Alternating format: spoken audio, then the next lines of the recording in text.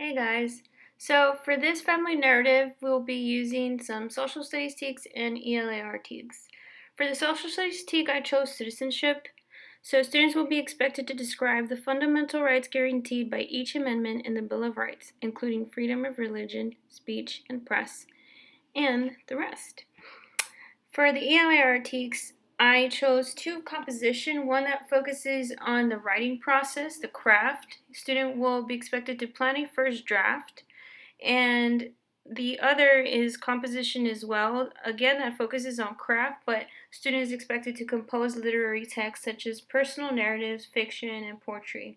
And for this case, we're going to focus on narrative. So I chose citizenship because I think it's important for everyone to know their Bill of Rights. But also, I felt it's beneficial and important for students to know these rights, their purpose, and their meaning because U.S. history, statistics, and data show us the inequalities and socioeconomic disparities between races and the injustices that can also come from not knowing or practicing citizen rights. So I went ahead and created two different prompts to pick from. Write a story about how an amendment in the Bill of Rights impacted you or your family, or write about an experience you or your family were protected by an amendment in the Bill of Rights. And then here are some materials that you would need for this assignment. Also keep in mind you would still need your materials for your examples, and you can use books, you can use videos, or whatever you may create. And then here is just a little timeline, and I would suggest focusing on two components at a time for each session for a mini lesson. So then we start with discussing funds of knowledge and having a discussion with that after they've filled out their funds of knowledge. And then we go into having a discussion about the Bill of Rights and what do we know about them. After that, we'll jump into a video.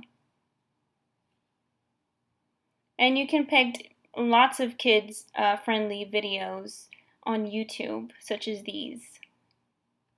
What is the Bill of Rights? That's a good question. What does that mean?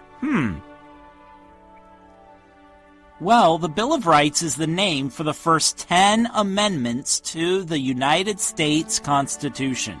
The Bill of Rights is a very special part of the Constitution. Personal rights, legal rights, and just in case we forgot anything and want to cover our basis rights. I know that sounds long, but trust me, it'll make sense when we get there. Let's start with the First Amendment. This amendment addresses the different ways you can express your feelings.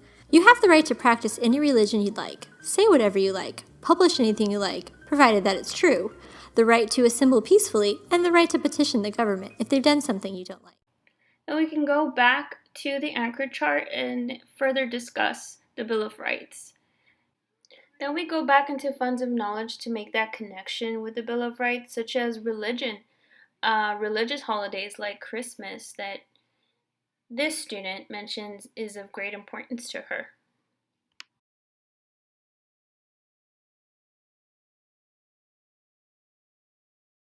We get into writer's craft. We can use many activities or samples, models to teach writer's craft. I used the stories by Mo Willems because you can use it in various ways for different components of writer's craft.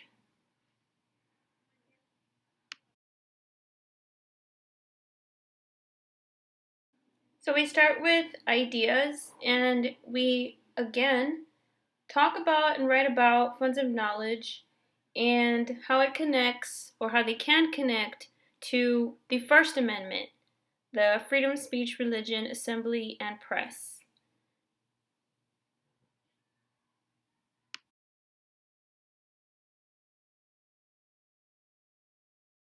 For organization, we created an outline that she felt would help her, so I went ahead and did a sample outline there on the left side, and the right side is her outline for her Christmas story. For voice and word choice, we go back to the idea map. We look for what was the personal, meaningful topic for her, like religion and tradition. And for word choice, we just expand on the notes that she took there.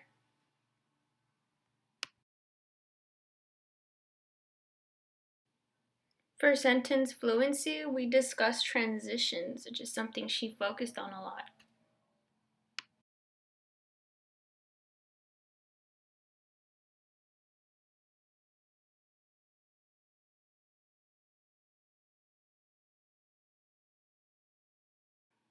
For conventions, you can use other activities as well, like I mentioned before. I used a game I created called Pigeon Punctuation Game to serve as a reminder about conventions, and you can adjust it to any grade level. In this case, I was working in 5th grade, so I went ahead and adjusted the entire game to her level to remind her what conventions was about as she goes through her final editing process. Here is her rough draft with all her revisions and editing made, and then we go into the final draft.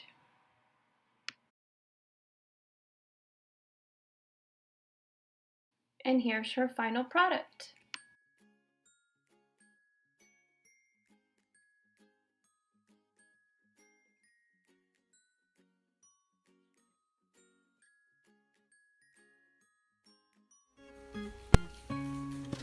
Hello, I was just looking at the Christmas story. Would you like to see it?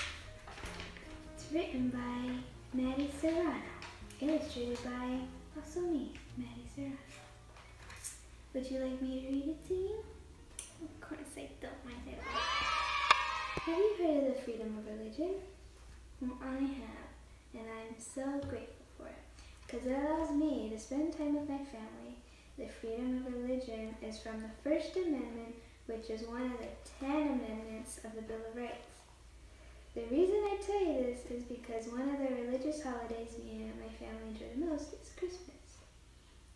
Christmas is about sharing and, most importantly, spending time with your family. Christmas is also about religion. It is religious because it is the day Jesus Christ was born in Bethlehem. You didn't know that? Religion is important to me, but the celebration of Christmas is even more enjoyable for me and my family. You're probably wondering why it is so fun for me. It is pleasing because it is the moment for me to spend time with my family. I also enjoy it because of our family traditions. A lot of people have their own traditions with their own families. Not everyone's traditions are the same. For instance, me and my mom bake wedding cookies, and I remember all the sugar powder making a mess. I recall cooking tamales and tasting the spicy pozole. We watch movies like The Nightmare Before Christmas and play board games. When our family gets together, we share stories and memories of the good times that we remember that are special. One of the fun parts is opening the presents.